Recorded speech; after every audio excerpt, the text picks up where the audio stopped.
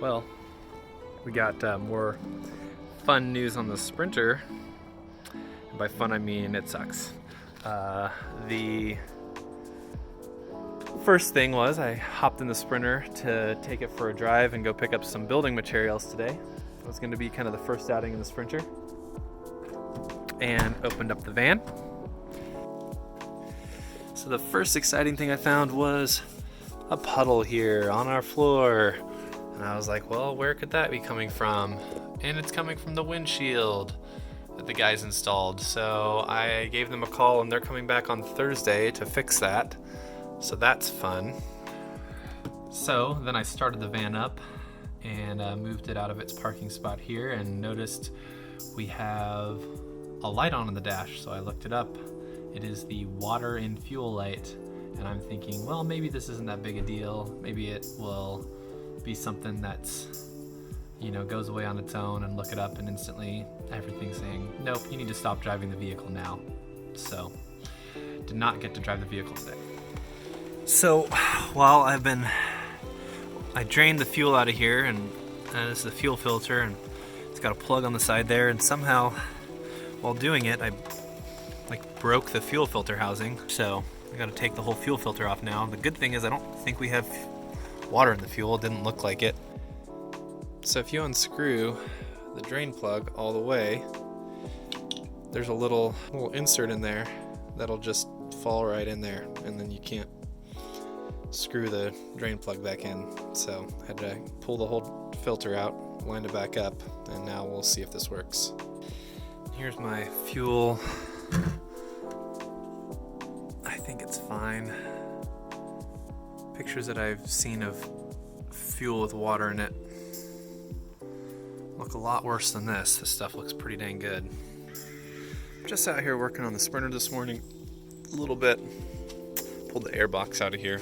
Came out pretty easy. It wasn't bolted in, which is not great, but this is the actuator for the turbo. It's like a vacuum actuator. It's located down there underneath the airbox. This was suggested as a potential cause of the low power issue that I'm having, and I haven't got my code reader yet, so it's in the mail. So I'm gonna do a quick ohm test on this guy here. It should ohm out at about 14 ohms, and not sure if I can do this one-handed, but we're just gonna touch one of each of these to those pins and see what we get on the meter here. Well, that was quick and easy. We got like about 14.8 ohms, so this thing appears to be good. All right, well, we're in the Sprinter today. Been using this little $35 code scanner to troubleshoot the low power issue with the van. I've tracked it down to a few codes. I'll show on the screen the codes that we've been getting. The codes have to do with the EGR valve. It says the valve I think is like shorted out, or there's some issue with this is what the code's saying. And then also with there's like a boost controller valve that's down underneath this airbox here. And it has a similar code for that one. So the solutions for those two main codes are basically to pull this, clean it out, check the plug. But literally, as far as I can tell, this EGR valve is brand new. The plug is like squeaky clean. Looks like it's got dielectric grease in there. And I can tell that someone has been probing these leads here. You can see those little marks there. So because there's these random codes popping up and everything appears to be in working condition under the hood, I'm taking a look here at the ECU, and I did just like some really quick cleaning on this, but I'm gonna do some more extensive cleaning just to make sure that the ECU is not a problem. I also found some more plugs under the dash in here that are pretty corroded as well. There there's this yellow plug there and that black plug.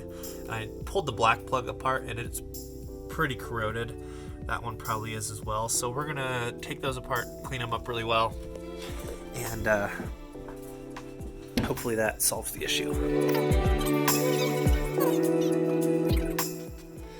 So in looking around at wires, I spotted a loose bolt here. This guy was just sitting here loose, and there's a little ground wire attached here. So I pulled this off. I wire brushed everything good, put some dielectric grease on it, and then tighten it back down. So we're gonna see if that helps anything. I picked up some quick dry electronic cleaner, so we're gonna use this on the pins for the ECU, both on the male and female sides. So I just sprayed that out really good. Gonna wait for it to dry. Meanwhile, I'm gonna go spray some in these plugs over here. All right, so pulled this guy open, and that is pretty dang dirty in there. That's from this plug here. Well, this one is actually surprisingly clean, it looks like. Yep, this one seems pretty good. All right, I just used that little screwdriver and just scraped those a little bit there. Got them a bit cleaner. I'm gonna spray it out with spray all these plugs out with the electrical contact cleaner and put some dielectric grease on it and put them back together. All right, ECU is plugged back in there, so we're gonna maybe take it for a little test drive, see what happens here.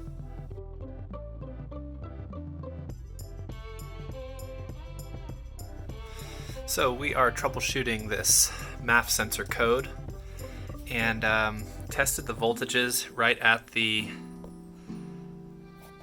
plug with the plug unhooked. We should have 12 volts on the yellow with red stripe pin. The wire with the yellow wire with the red stripe should have 12 volts going to it. We have 0. But watch this. When I wiggle the ECU plug, let's see if we can get it to do it. There it goes. I got it up to, I think, 6 or 7 volts earlier, just wiggling this.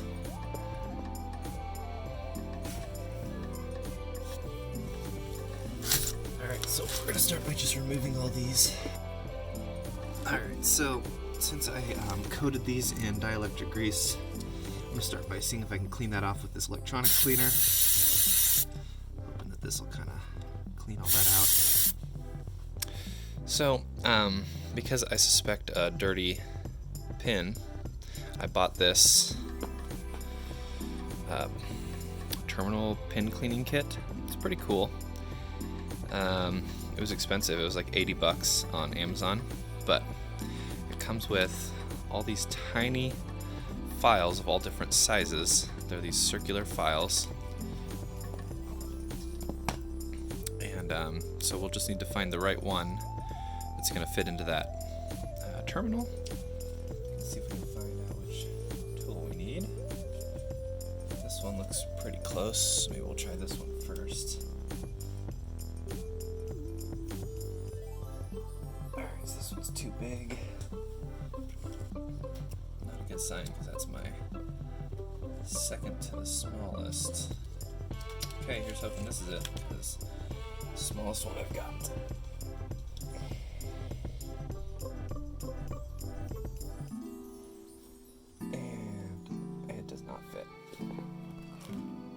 So unfortunately, this kit does not have a file small enough to get those little connectors.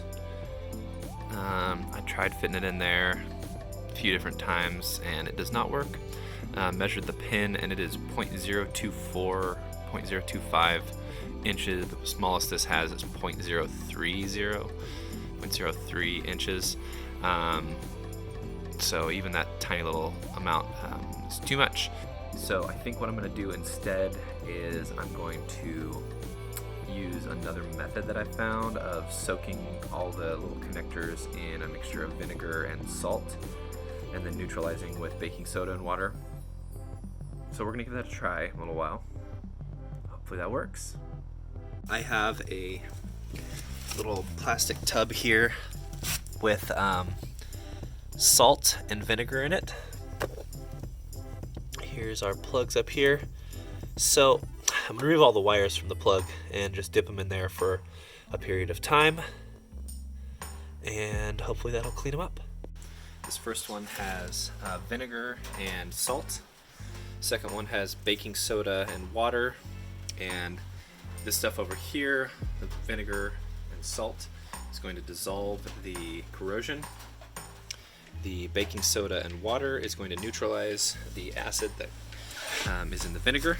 And so I took all these pins out of the first plug, but I did break one pin, which is kind of a pain. Luckily I have these two extra down here. I don't know what they're for, but they are not connected to anything. So I'm just going to cut one of those and splice it onto the broken pin. But I do think that the rest of these connectors I will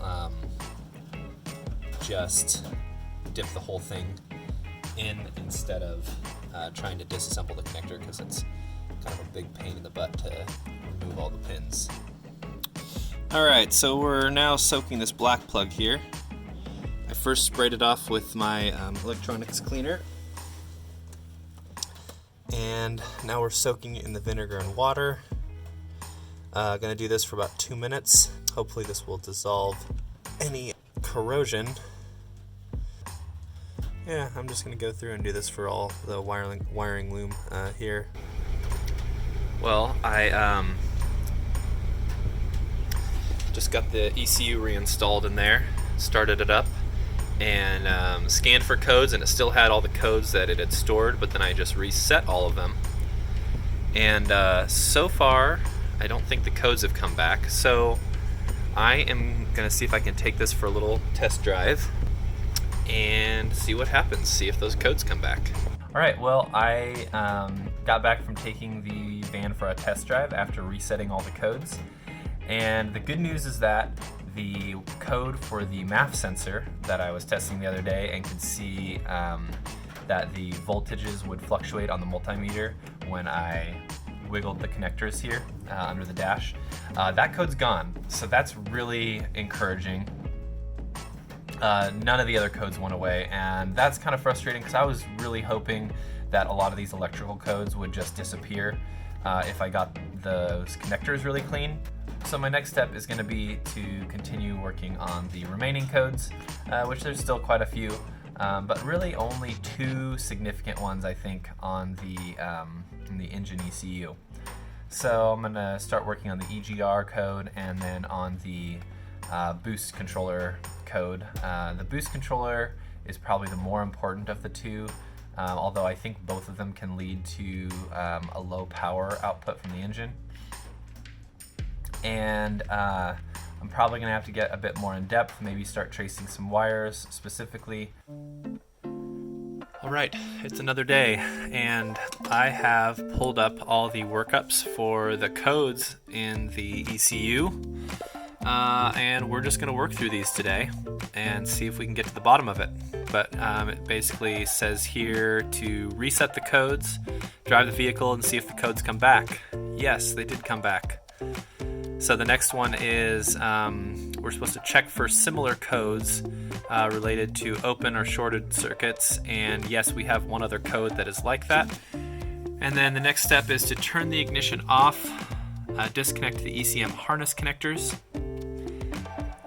connect a jumper wire between ground and the engine control relay signal circuit and ECM C3 harness connector cavity 46.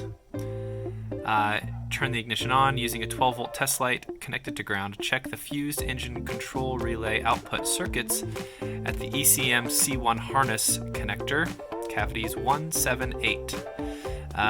Does the test light illuminate brightly for each circuit?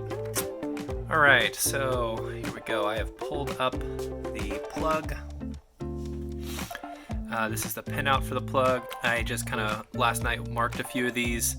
You can see this guy right here is the engine control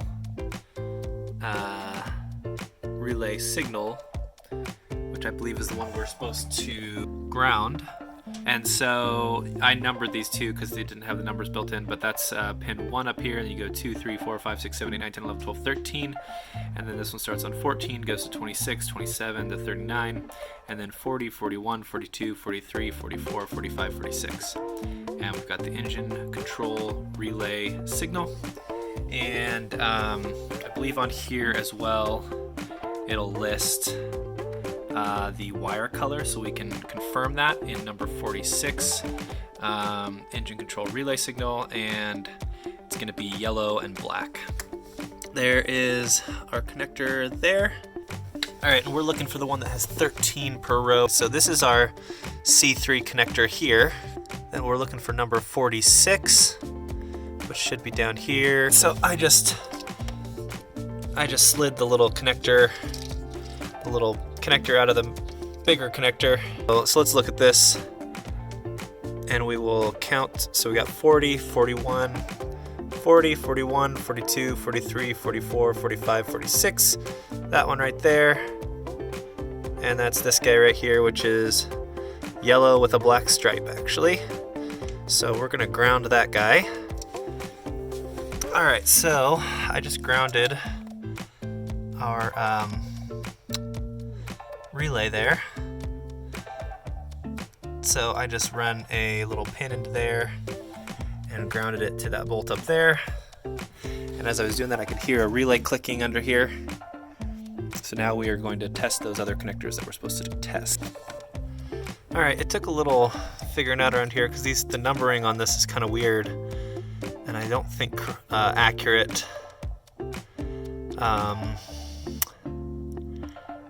From the diagram in the book, but we're looking at this red and black here, and then the two black and blue there. And so if I touch the test light here, I've got this test light grounded. So to that top one, we're good. And then I believe it's this one here. That one's good, right next to it. And also good, right there. Does the test light illuminate for brightly for each circuit? 1, 7, 8, yes. Go to 4. Well, I just want to do a little continuity test between the boost solenoid wire at the ECU and the boost solenoid wire at the boost solenoid. Opened this up, pulled this out, and realized either I had forgotten to reconnect the boost solenoid wire, or it had just fallen off. So we're gonna try this again and see what happens. I'm just gonna go ahead and put this all back together. All right, well, I wish I could have filmed for that test drive there. It was awesome. It has power now. The turbo kicked in. I was watching the boost pressure on my phone, which is why I wasn't able to film. Unfortunately, it did kick back into limp mode pretty quickly. I think probably because of the EGR code. So we're going to work on the EGR code next. But I think that's pretty exciting. That shows that the boost pressure is working. I don't actually have to replace the solenoid or the actuator. The silly thing is that I think I've cleaned the pins on that ECU 3 times, and I think after the second time, which was a couple days ago, it was probably fixed. That problem was, but I had forgotten to reconnect, or had not securely reconnected the boost pressure solenoid, the boost control solenoid. So, you know, hey, you make mistakes here and there, and I'm glad I found it I'm learning things all the time, so we're gonna just keep going. All right, well, silly mistake on my part, but we are done with this P1470 code. That's pretty exciting. Gonna drop those in the recycling and print out the next code for the EGR.